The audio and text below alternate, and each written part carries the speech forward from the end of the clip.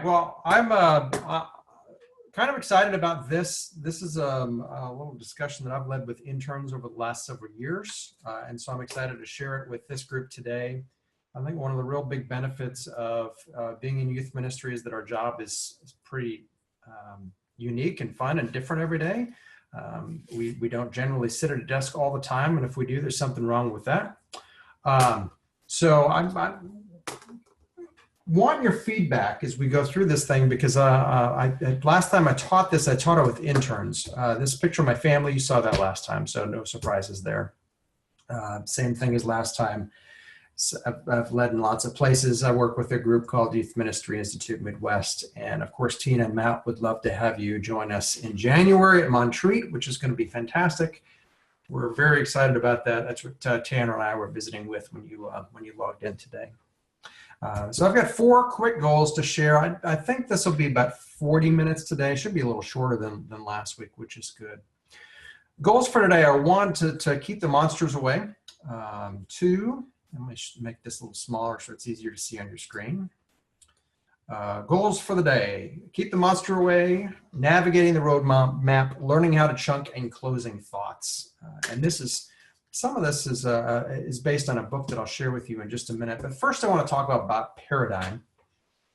When we talk about paradigm, let's go back to the camera here. All right, paradigm. So you probably can see the screen here. My friend Kenda Creasy-Dean is a professor of youth ministry at Princeton Theological Seminary. Really, really bright person.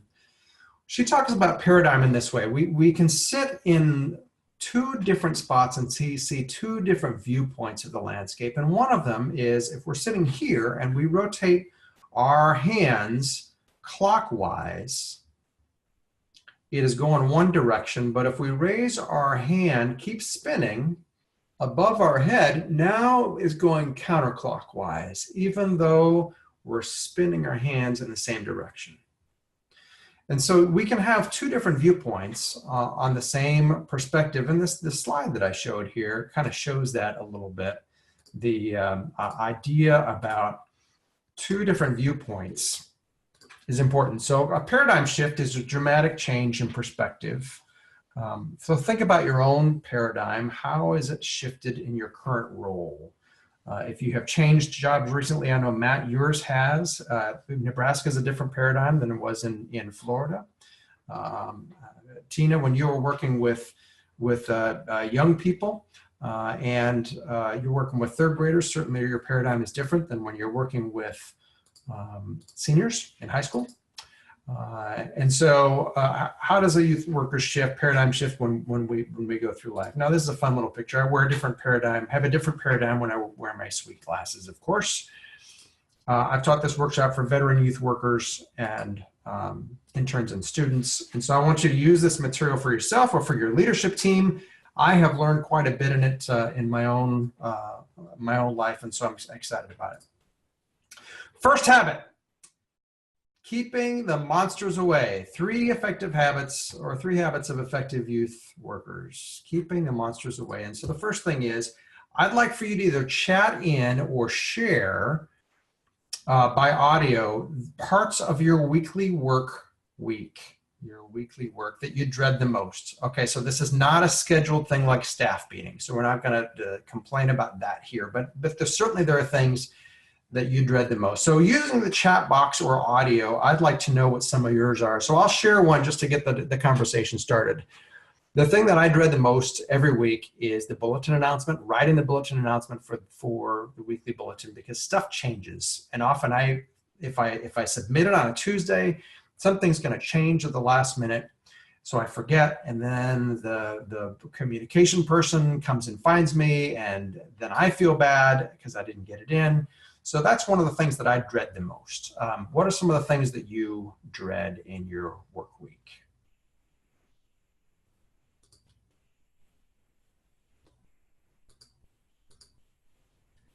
And you can chat it here, or you can tell me. Dum, dum, dum.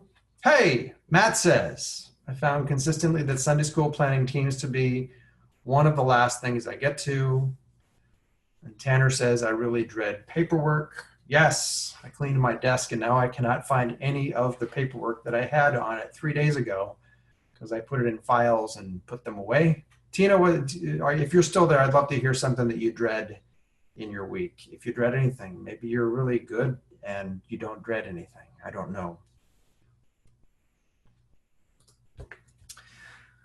Well, Tina, chip in if you have a minute, but controlling the monsters, this is where I'm going with this. A few years ago, I went through Teach for America and taught in an underfunded school in Kansas City. And there's Tina. Tina, I hear you. What's something you really dread? Dealing with parents. Yeah, dealing with parents. I have to say, parents who they want their kids involved, but they're not the parent and lay that expectation that their kids are going to come and participate. Yeah. We talked about that a little bit last week. Parents often don't know their role. And so they put it on your lap, they put it on your desk, and that's not fair. They're the number one influencer in their kids' lives, and to shirk that responsibility or to push it off on you, that's hard. Yeah. The parents aren't monsters, but the conversations that we have with them can turn into monsters, which is, follow me as I go through this here. At Teach for America, we had 23 state desert pulled fire alarms. We had fights. We had a riot. We had tear gas in our school. I did not have a computer or a phone the first 3 weeks of school. Did not have a key to my classroom. I had to wait for the custodian to unlock.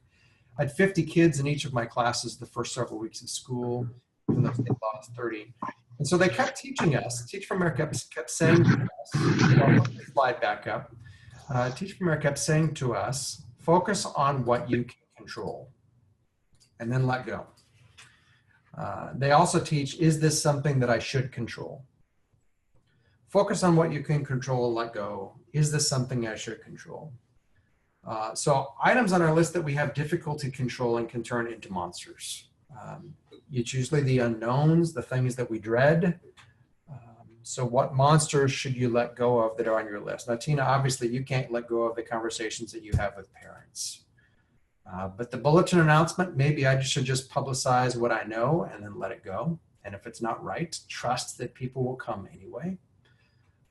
The paperwork that Tanner talks about, I've got a little tip about how to manage that later in this conversation, but I imagine he's got some ways to work around that as well. I want to remind you, this may be helpful class to teach with your young people at some point. So if it's not helpful for you, pick up tips and use it with them, and you're welcome to ask me for the slides. Let's see here, chat it here. Okay, great. Just refuse to do it. I like that. Tip number 2, stopping the monsters. If you went through college or graduate work, think about how your semester was scheduled, papers, midterms, finals. So, or if you're high school, junior college, whatever your background is, how did you manage big papers and projects? And I'd love to hear it if you chatted into the box. How did you manage the big things that were coming up? I was in architecture school, and we had a massive project at the end of each semester. Massive, huge. We had to present it to our peers in what we call the jury process. In order to be ready for that, if we had started the night before, it was always a disaster. And so we worked on it for weeks. And so that was a helpful thing for me to learn, but at the same time, everything else got pushed to the edges. So chemistry got pushed to the edges, and calculus got put to the edges, and other papers got pushed to the edges. And so you usually had things that were backlogged. So using that in our own lives, circle the things on your list that will turn into monsters and then attack them first. I trust that most of you have a to-do list. Again, this is something that teaching our young people is very important. I've got a high school kid who can't manage his day at all. So we work with a list process that every morning he writes out all the things that he needs to be doing after school.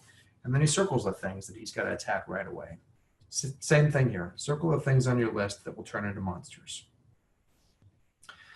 So I'm basing some of this on this book here, 7 Habits of Highly Effective People. The first 3 habits are really great. You can kind of see where I've stopped reading in the book. I've read the first 3, but I have not finished. I've read it, but I don't really enact the last 4. The first 3 habits are really helpful, especially in youth ministry. And so Covey talks about being proactive and how being proactive can make a difference. And I love these 2 graphics, helpful in my life. The first thing he does is he draws 2 circles. The first one is the circle of influence, and the second is the circle of concern. And the circle of influence is much smaller. If we were in a conversational area here and in a small group, we talk about things that we can do things about. And the concern, the circle of concern are things that we worry about, bother, and frustrate us. And Covey puts this together. I think this is really helpful. Circle of influence and circle of concern. If we walk into a staff meeting and we're proactive and we're thinking about the things that we can do to help the team, the circle of influence is bigger. And when we walk into a staff meeting and we're not prepared, and we're worried about the budget, or we're worried about our upcoming meeting. I know, Matt, you've had a parent meeting recently, or you have one coming up, and Tina, you've mentioned parents. If we're worried about something, our circle of concern is much bigger and our circle of influence is much smaller. And Covey teaches us to focus on things we care about versus things that we can do something about. It's a cool little graphic, helpful for conversation. Let's keep moving. Navigating the roadmap. My fascinating story. My children now have grown up in this era where if we want to go somewhere, we look it up on our phone. And of course, the phone will tell us the directions about where we're going. So they can't read a map. So this is something that as a parent, I'm discovering that I need to impart with them, is to be able to teach this for them. And so leadership versus management. Who do you lead in your life? What do you manage in your life? I'd love to hear some of these. Who do you lead in your life and what do you manage? So you can chat that in, or I'd love to hear your audio on that. Who do you lead? What do you manage? Think about that for a second.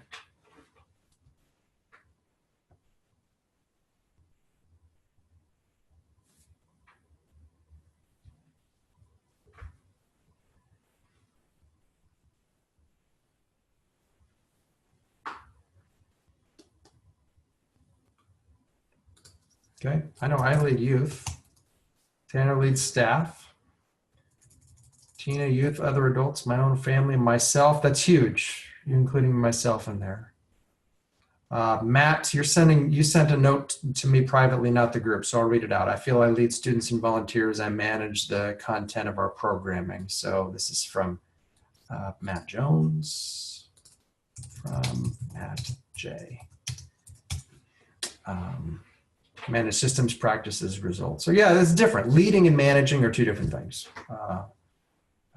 which is helpful. And sometimes the message, so true. Hop back in here. So what is your purpose as a leader? Let's first talk about the difference between leading and managing. So I teach 3 basic principles in the work that I do with our nonprofit. One is to be authentic. The second is to be self-aware. And the third is to be intentional. Being who you are, knowing who you are, and fully living out what you are. So I would encourage you, especially as you teach leadership classes to young people, to focus on values, because every leader is going to be different. So share one value that is very important to you by chat or audio. And that value can be something pretty generic, like my family is my highest value because it helps shape me. Or you can talk about your faith, or you can talk about other things. But I'd love to hear from you what your 1 strongest or 2 strongest values are as leaders.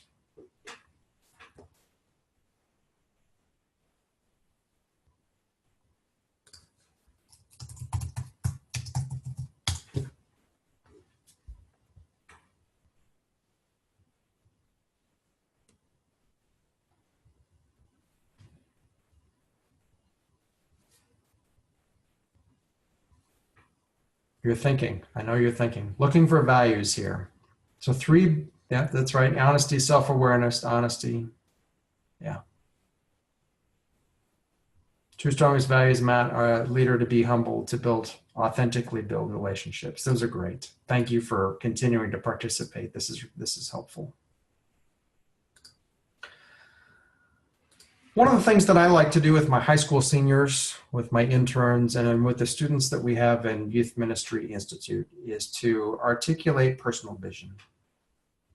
So first, think about your personal values. I encourage people to write a list on this. I'm going to encourage you to do this on your own time. Think about your personal values and your paradigm as you examine your values. Are you a leader, pastor, family member, student, spouse? Are you bivocational, 2 different jobs? Your values are going to change depending on those different paradigms. And third, what are you called to lead instead of manage? We manage paperwork of requesting a certain room for a parent meeting that's coming up. We manage the bulletin announcement. It's not something we lead. And so focus on things that you lead, not managing. Are your values centered on your call to leadership? What Covey encourages us to do in his text is to examine our centers. This is helpful practice. And so here's your assignment. This is something I would encourage you to do or do with your students. Your students may be helpful for this, especially your upperclassmen. Identify the correct principles that you'd like to center on in your life. Covey calls this a principle center. YMIM has 3 principles, which I've shared: authentic self-awareness and being intentional. And then use your principles to write the goals and rules of your professional, personal, and other spheres of your life. These principles will shape your vision statement. If you'd like mine, email me. I'd be happy to share it with you. It's about 8 points. I put it on my bulletin board and I keep it there, and it's helpful practice for me to reflect on that when I get stuck. And when we do this in a small group, I have folks spend a little bit of time on this class and start to sketch things out. This habit is based on Stephen Covey's second habit, which is begin with the end in mind. We give time for reflection and discussion in our classes, and we encourage folks to read the draft of their personal mission statements or to share some of the list of values. And to make this a safe place, this is a helpful tip for you when leading this kind of vulnerable exercise with young people or with parents.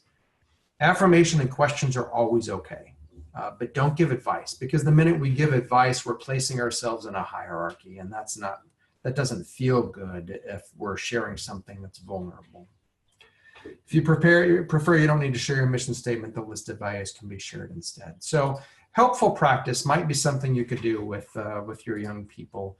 I've got a pastor that leads, a pastor who's a client of ours that leads this with their confirmation kids. And one of the things that his message is we want to teach you about your faith, but your faith is yours. And so how can you articulate that in a way that you can live out every single day? And so this is one of his final assignments he shares with confirmation students, which I think is fantastic. And our third habit number 3, learning how to chunk. So let's make a task list. Another thing I'd like for you to chat in on. What are things you do during the week? Staff meeting, youth group worship, emails, supplies, etc. So jot a few things in on the chat feature of things that you do during the week. Staff meeting, youth group worship, emails, supplies. And one of the things that I am aware of is thank you letters. I do that a lot.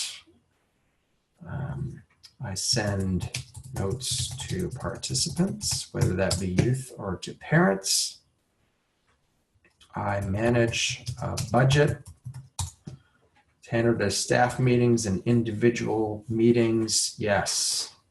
I like to build relationships. I had lunch with a parent whose son is hospitalized today. It was not something I had planned on doing, but it's something I made time for today. Huge, huge. So you know what your task list is. This is mine. This is my to-do list this week. You can see I've got little X's that I'm working through. Social media, huge. Back to this, time and personal management. The lists are long, so what's missing? And this is something I really like about the Covey text. He says, what is one thing you could do, something you're not doing now, that if you did on a regular basis would make a tremendous positive difference in your personal life? And what is one thing in your professional life that would bring similar results? Obviously, fishing is fun. Fishing is enjoyable. Would it make a tremendous positive difference in our personal life if we went fishing every single week? I don't know. I don't know about that. But it sure is nice to do in the summertime. But maybe there are some things that we could do would make a tremendous positive difference in our personal life. For example, check in with our best friend. Maybe that's helpful. There might be some other things. Tanner says it would help him. Time management matrix. So I'd encourage you to look at this in the Covey text. We're going to apply it today. So urgent things require immediate attention. We react to these. So urgent matters are usually visible. A ringing phone call is urgent. Urgent matters are often interruptions. Important things, for example, I mean, Tanner mentioned this to me at the beginning. What happens if your projector is not working in one of your classrooms and you need to go help one of your teachers? That's urgent. It's an interruption. Important things are often different than urgent things. Important things focus on results. These are proactive activities. These contribute to your mission goals and values and goals. And so we must act to seize these opportunities if they're not urgent. Now, I'm going to go through quickly some things that the text shows. What Covey does is he points out in the text a little matrix.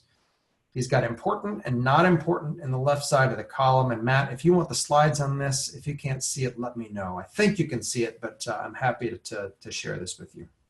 And then we've got urgent and not urgent at the top. But Covey first starts by saying important things that are urgent: crisis, pressing problems, deadline-driven projects, production problems. Remember, he's writing this generally for-profit industries, so the language that he uses is a little different. Not urgent, but important. Prevention, relationship building, that's huge in ministry. Recognizing new opportunities, also huge. Planning, recreation, production capability problems. So 4 out of the 6 of those really helpful in ministry. Urgent and not important. I already mentioned some of these: interruptions, phone calls, mail, some meetings, popular activities, pressing matters. And last, not important, not urgent. Social media fits in here a lot of times. These are time wasters: some phone calls, some mail, trivia, busy work. My son likes to play Madden on his phone instead of doing his homework. That's not important and not urgent, but he sure does like it. That's a pleasant activity. That doesn't mean it's bad. It just means it's not important. So here's this helpful piece. What I encourage you to do, and I didn't do this until I've been in ministry for 20 years, and I love this: make a block schedule for your weekly time. Oh, this is a great thing. So I encourage you to make 4-hour blocks for morning, afternoon, and evening. There should be a comma there. Work 10 to 12 blocks per week. Try not to regularly work more than 4 blocks in a row, and I'll show you what this looks like. And then post your block schedule on your door so people know where you are. One of the biggest complaints I hear about people in youth ministry is they're never in their office. Where is Jennifer? Where's Mark? Never here. Well, if we put our block schedule up and we tell people where we are, it communicates that we're doing ministry, and it also communicates how we're doing ministry. Not that we're doing it, but how. So here's another tip. Try to analyze when you're most productive and plan accordingly. I'm most productive at 2:00 p.m. every single day. This is a great revelation to be able to figure that out. So here's what a block schedule looks like. Just a demonstration. So Sunday morning, worship, teach, class, greet visitors. We take the afternoon off. High school youth group might end up on Sunday night. May not go for 4 hours, but notice that these are all 4-hour blocks. Monday, plan week, clean youth room. First Monday, committee night, otherwise time off. So that's why it's a light green, light blue. Blue is off, green is work. These are kind of a hybrid color because they're both. Tuesday staff meeting, plan Wednesday programming, evening off. Wednesday morning off. This is helpful to post on your door so people can see that you're working. finish evening programming, and then we've got middle school here. Thursday, we might arrive mid-morning or late morning since we had youth group the previous night.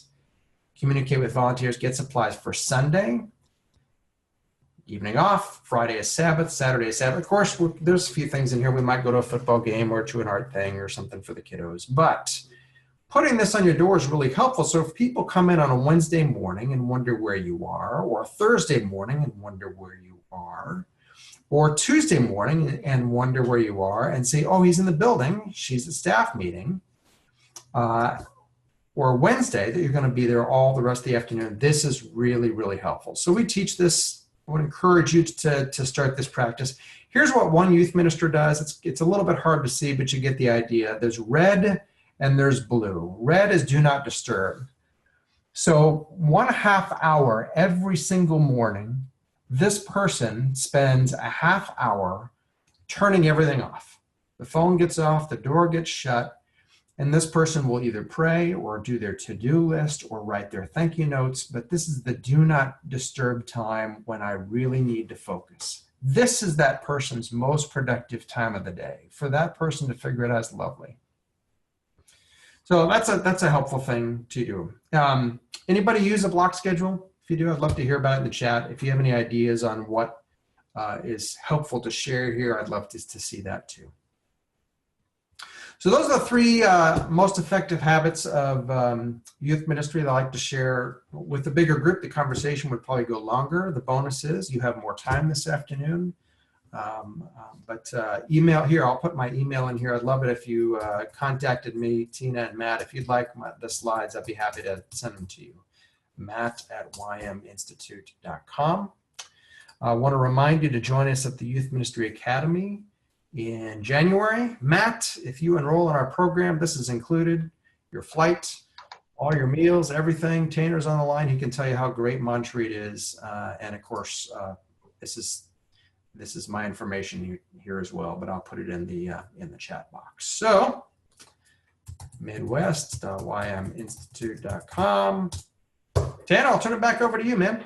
Sure. I want to thank those of you for turning out again today. I think it was another great time. I'm grateful for Matt for both lending his knowledge for this, but also what he's doing with Youth Ministry Institute. Yeah, I definitely think it's worth checking out this event, the Youth Ministry Academy. If you like what you're hearing here, you'll definitely get more of that at that event, and talk to plenty of others who have also learned from that and continue to grow. Also, if you are interested in youth conferences, would be happy to talk to anyone about that. It is not too late to enroll. As a matter of fact, things are ramping up. It's going to be a good year, and we've got a lot of interest, so it's going to be a lot of fun. So if you have questions on that, please feel free to email me, or you can go to youthconference.org, or montreat.org/youth, and there's plenty of contact information, lots of good stuff there. And then lastly, at the end of this month, the 25th, I believe, we have our last knowledge drop that's scheduled. Michelle Thomas Bush is going to be talking about mindfulness with your youth. So I think that is definitely something to check out. Again, spread the word, tell your friends. We'll be posting this online at some point in the next few days as well. So this will be out there for you, and to review, and also to share with others. So thank you all very much, and I'm going to let you go. Y'all have a great day. Thanks, Tanner. Sure appreciate you hosting this. This is a lot of fun. Yep, anytime. Thank you, guys. Bye-bye. Bye.